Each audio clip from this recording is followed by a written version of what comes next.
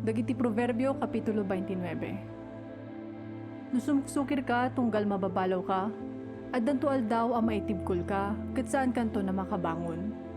Ipakitam kanyak ti agturayan na lintag, kat ipakitaken ka dagiti naragsak at tao.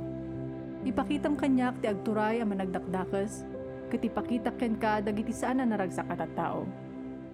Nupatyum ti kinasirib, ipagpanakkel na ka ni amam.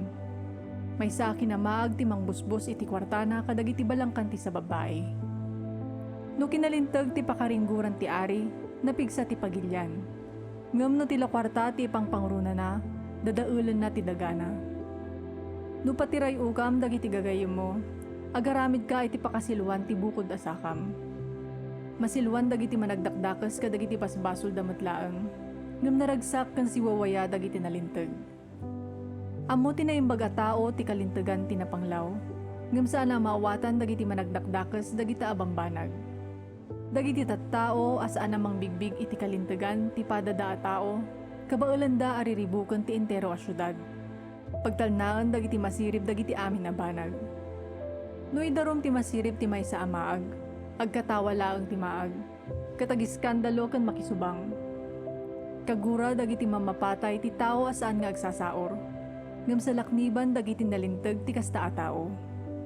Bulusan ti maag ti pungtot na, ngam naanos ti masirib ket tenglen na ti riknana. No ipangag ti agturay ti saan napudno adamag, ulbod dagiti amin nga opisyalis na. Adda pagpadaan ti napanglaw ken ti mangidadanas ken kuana, agpadada nga inikkan ni Yahweh iti mata. No sa lakniban ti ari ti kalintegan dagiti napanglaw, mabayag to ti panagturay na. Pagimbagan dagiti ubing ti panangisuro ken panangdisiplina.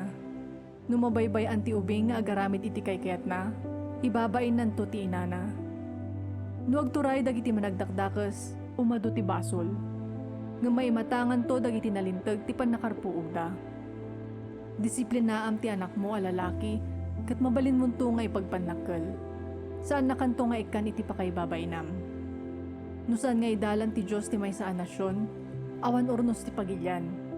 Nagasat ti tao amang salimatmat iti lintag ti Diyos. Di mo madisiplinaan ti adipen babaan iti sa ulaeng.